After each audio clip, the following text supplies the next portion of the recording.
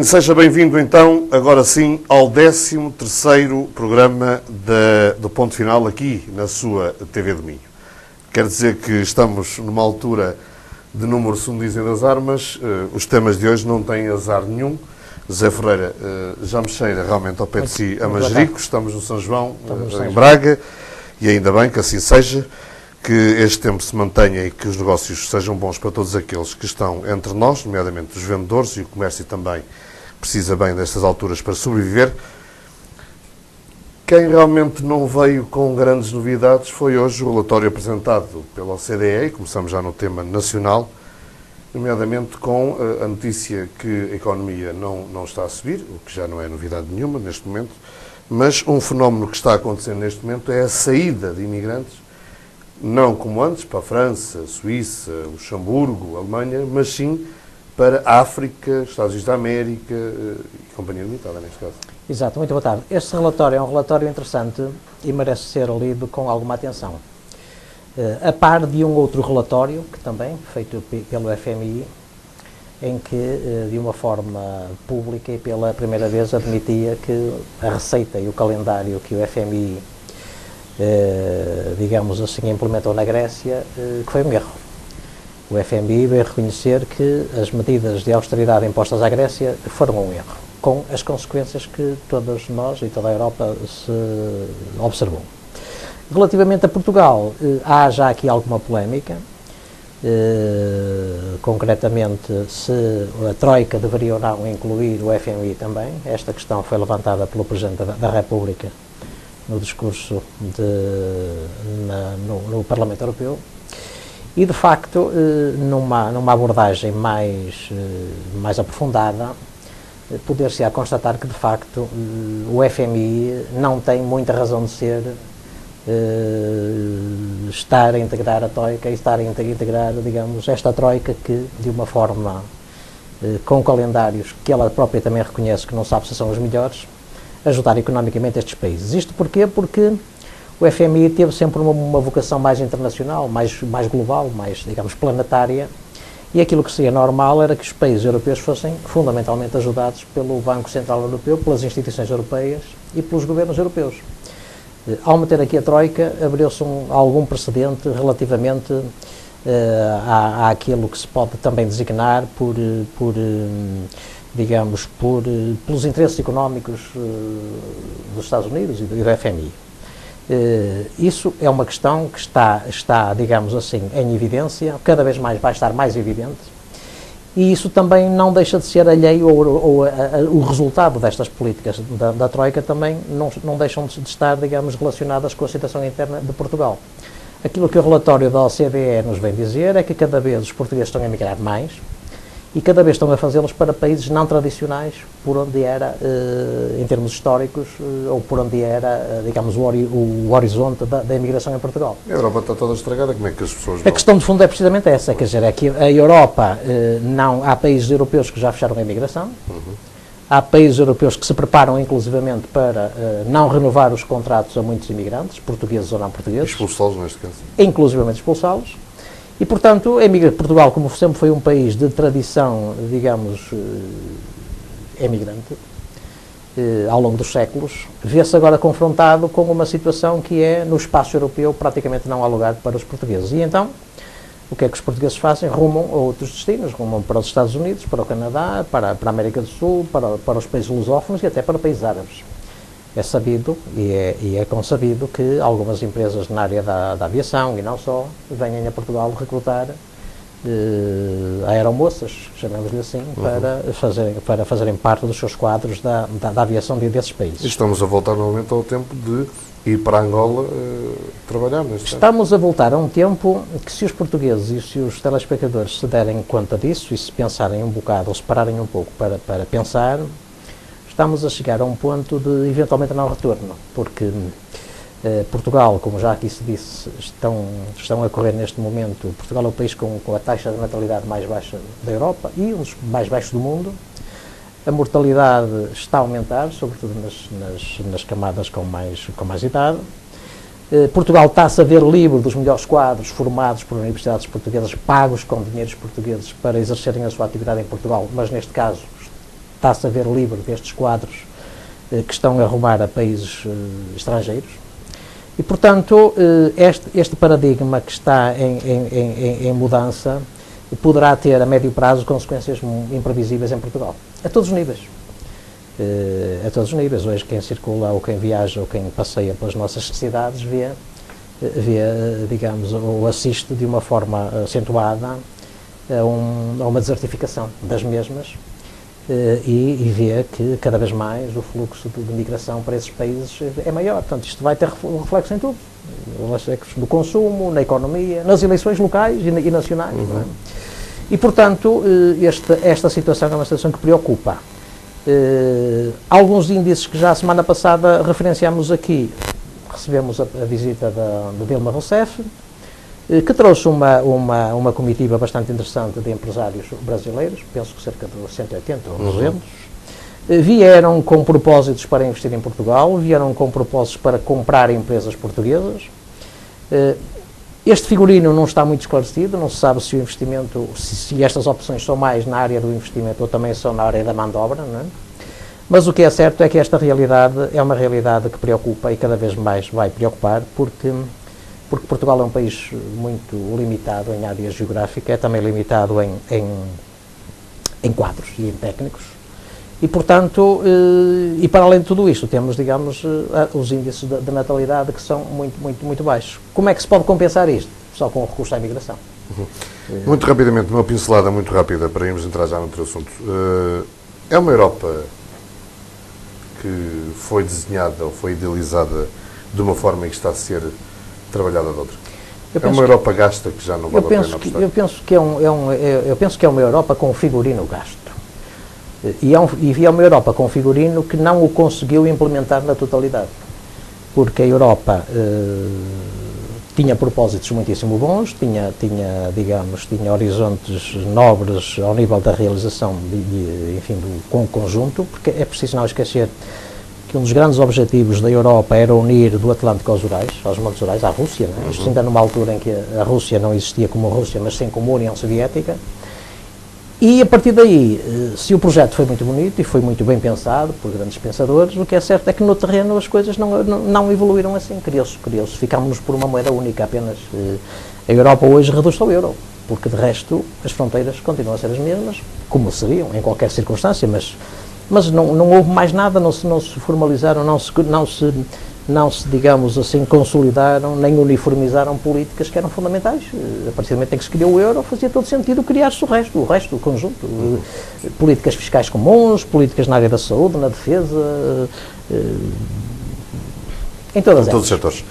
Ponto final neste assunto que falámos, nomeadamente do relatório da OCDE e também alguns assuntos relacionados com a saída de europeus, nomeadamente de portugueses, não para a Europa, mas para outros países onde oferecem dinheiro e onde oferece, evidentemente, emprego. Vamos agora para o aspecto local, nomeadamente candidaturas que já se apresentaram publicamente, nomeadamente Vítor Sousa encheu o Parque Domingo, aliás foi um fim de semana recheado de política. E o que é que se pode dizer desta candidatura, desta apresentação de Ricardo Rio? Ricardo Rio encheu a sala, portanto, dentro das perspectivas também, penso que atingiu os objetivos, numa sala emblemática da cidade, que não é, em termos históricos, também não é alheia, digamos assim, a figura de Ricardo Rio a familiares que outrora, negociaram com a Câmara Municipal e que até votaram o projeto da Câmara Municipal, mas fundamentalmente deve-se à Câmara Municipal, digamos, a recuperação daquele espaço, que é um espaço nobre. Que Ricardo Rio chegou a criticar. Que Ricardo Rio pode ter criticado no passado, mas eu estou convencido que hoje não criticaria. Mas encheu a sala, fez algumas propostas na linha daquilo que tem vindo a fazer, não é? Se numa entrevista disse que apontava a redução do IMI como uma das tarefas ou como um dos propósitos, voltou a reafirmá-lo. Também fez ali uma declaração que me parece interessante, que foi a declaração solene da não privatização de mais nenhum serviço camarário, o que me parece, digamos, uma boa referência, porque também se especulava que a esse nível poderia haver, digamos, a vontade de privatizar a 100% alguns dos serviços, pelo menos formalmente ele não o indicou e não o fez. E depois, curiosamente, assistimos agora também a Vítor Sousa, digamos, também manter o propósito de baixar também o IMI em 10%. Portanto, estamos aqui a assistir. Não, mas um disse que baixava o IMI, mas não disse quanto.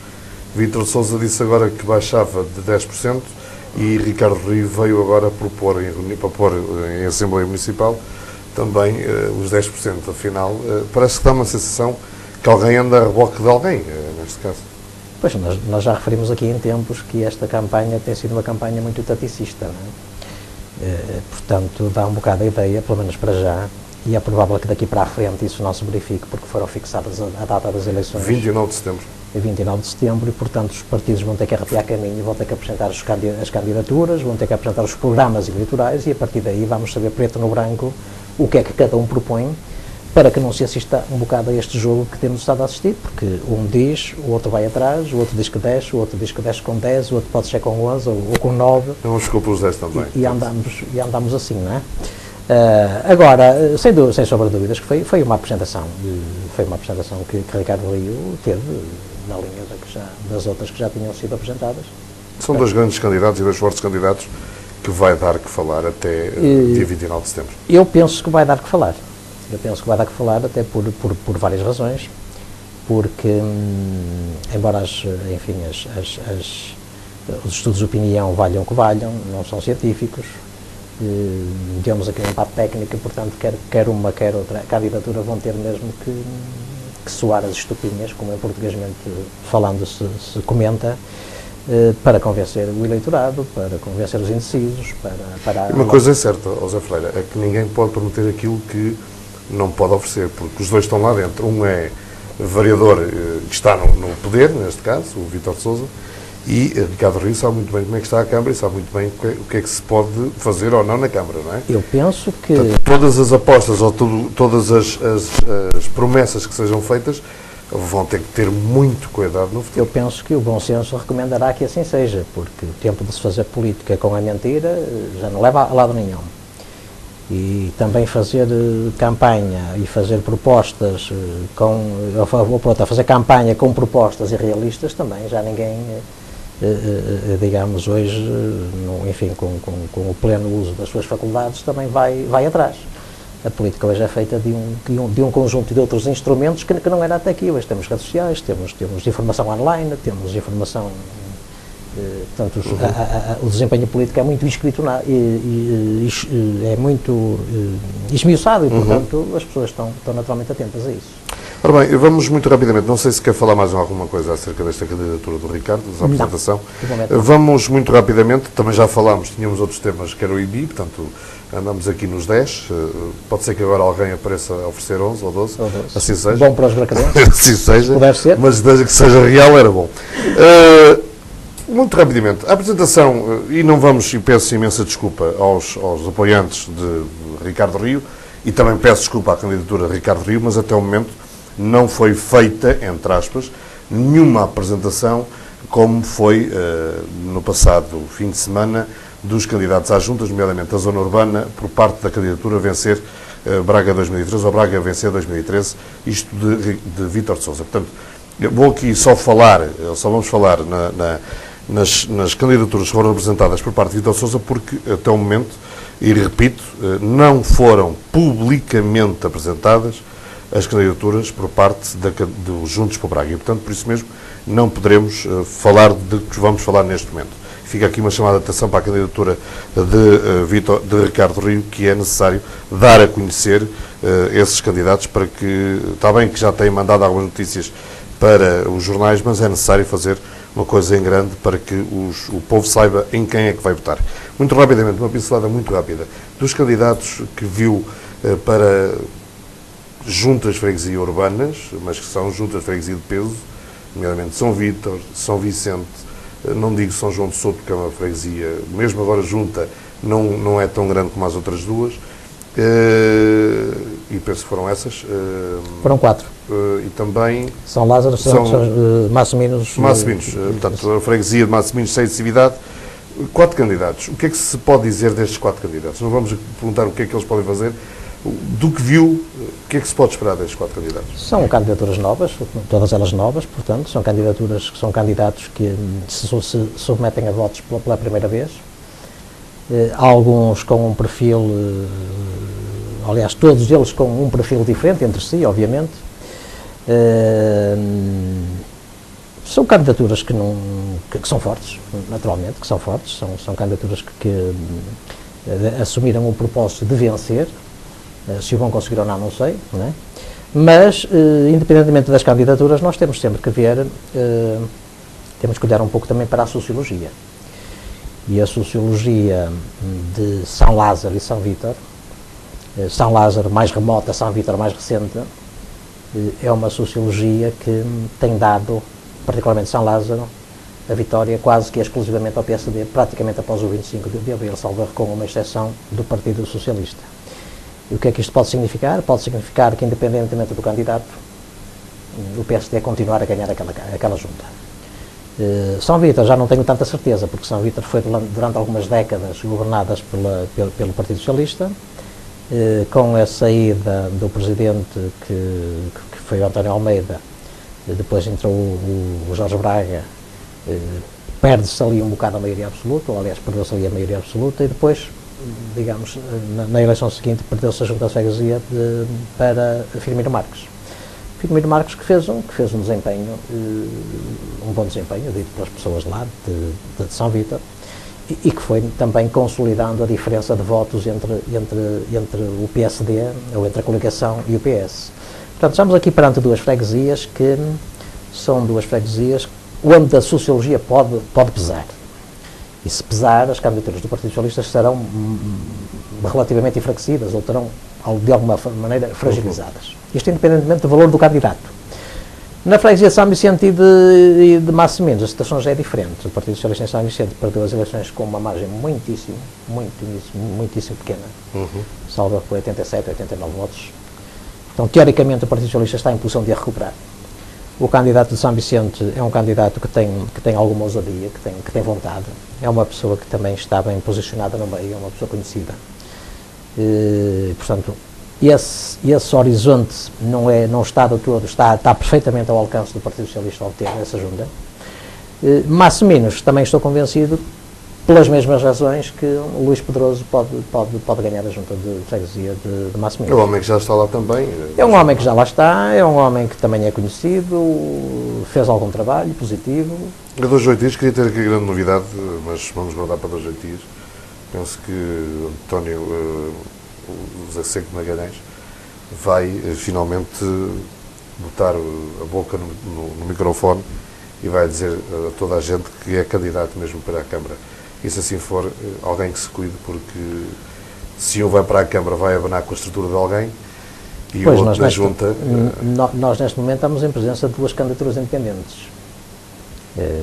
Ou potencialmente. Neste momento estamos com uma, que é preciso que se formalize também, evidentemente, é preciso que eles arranjem as 4.000 assinaturas, que é a candidatura de esquerda, já agora deixamos falar acerca dessa candidatura.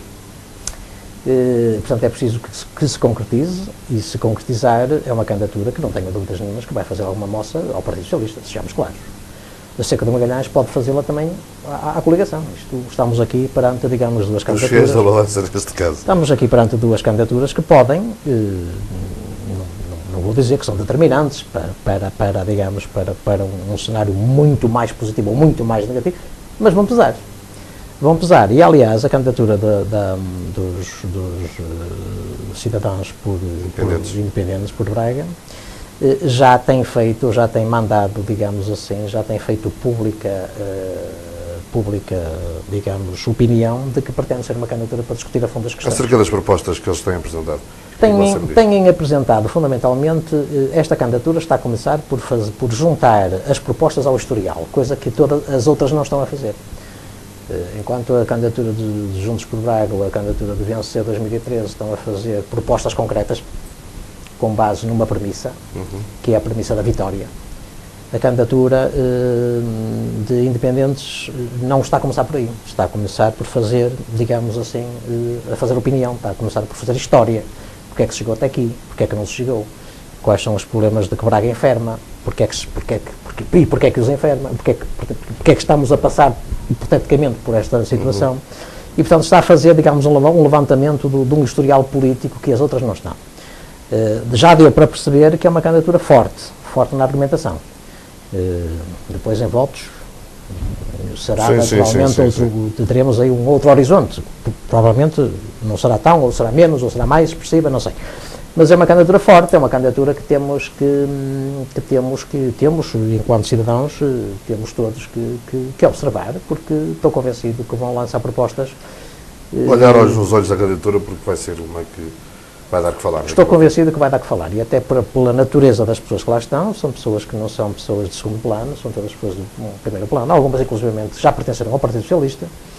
E algumas que já votaram para propostas que eles agora estão a criticar. E algumas, até que, exatamente, algumas pessoas que já foram apoiantes de algumas políticas que a Câmara Municipal implementou e que agora, por alguma razão, entendem que devem apresentar as suas próprias propostas. Portanto, temos ali gente que é gente com algum pensamento.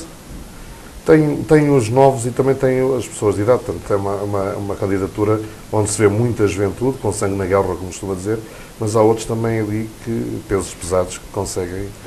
Nós temos ali pessoas... Nomeadamente a candidata é uma jovem, neste caso. A candidata é uma jovem que, segundo informações que eu, entretanto, tentei obter, e é uma jovem com força de vontade, é uma jovem é uma investigadora, é uma jovem que está na flor da juventude, não está comprometida, digamos, com praticamente nada, e, portanto, pode ter aí um discurso que poderia não ter um candidato já mais entroncado, com outro peso político, mas também que poderia, de alguma forma, também estar aqui com alguns constrangimentos em relação a uma ou outra política do passado. Não é o caso dela. Vamos ver. Vamos ver. Ora bem, para fechar, muito rapidamente, e também só uma pincelada muito rápida, Mesquita Machado chamou, o que já é raro, mas parece que está agora a finalizar a sua candidatura e já se sente naquele homem alguma saudade daquilo que vai deixar. Prometeu, no outro dia, numa visita ao Monte Picoto e ao Rio Oeste, reabrir os dois até setembro, nomeadamente o Monte Picoto será mesmo em setembro. São duas obras que, mais duas de Mesquita Machado, que vão ficar bem patentes ao público. Vão, sem sombra de dúvidas. Mesquita Machado está nesta fase final a fazer questão de não deixar nada por mãos alheias. Portanto, Mesquita Machado está a introduzir na política local um cunho muito pessoal àquilo que é dele, àquilo que é feito por ele. E, portanto, vai ser, provavelmente, até ao dia de dar posse a outro presidente, que pode ser Vítor ao Rio, a qualquer um desses, só poderá ser um desses, vai fazer questão de marcar muito bem marcado o terreno para que os bracarenses saibam que isto que é assim. Se isto é positivo, se isto é negativo, é um trabalho que foi ele que começou, portanto é um trabalho que se justifica que também seja ele a acabá-lo. É um trabalho que foi idealizado por ele, foram, enfim, ideias e foram obras que foram lançadas por ele também, e, portanto, faz sentido que seja ele a querer, digamos assim, também tirar os louros disso. Se isto dá mais ou menos, depois já na opinião pública, na rua, se calhar o Sr. Joaquim também já ouviu isto, se isto retira um bocado de margem de manobra ao Vítor Sousa. Eu acho que o Vítor nem está muito achado nestes casos, porque há críticas que se dizem que, prontos, o homem quer sair mesmo. Até no outro dia, achei piada, foi uma pessoa que ia passar e ele disse que este há de inaugurar estas obras no dia da tomada de posse do outro. O que era realmente engraçado, ele de manhã inaugurar as obras e à tarde dar o poder a quem teve de dar, nomeadamente ao Ricardo Rio, ao Vítor de Sousa. Era bonito realmente essa. Só Deus, por acaso, o Presidente Mesquita Machado não vai pôr essa em agenda e vai realmente fazer essa, entre aspas, essa brincadeira, essa maldade aos candidatos. Tá. Bom São João para si, muito obrigado por muitas sardinhas tão boas. Meus senhores, foi um prazer estar convosco. Lembro-vos que a partir de agora e dentro de aproximadamente 15 dias vamos começar com um programa onde teremos convidados das 4 cores políticas a comentar, aliás, a lançar ideias para a campanha e a comentar também a campanha. Zé Ferreira depois irá pôr um ponto final acerca de tudo aquilo que ouviu nesse debate semanal que vai acontecer aqui. Vamos ter, não 4 convidados, vamos ter muitos mais, vamos ter convidados de todas as candidaturas, assim é que será, para depois nós, no dia 29 de setembro, em direto desde aqui este estúdio, darmos a si, em primeira mão, e fica aqui a promessa de quem vai ser o futuro Presidente da Câmara de Braga. Fica a promessa também de voltarmos, eu e o José Ferreira, na próxima semana. Muito obrigado. Até lá, Sr. Muito boa tarde.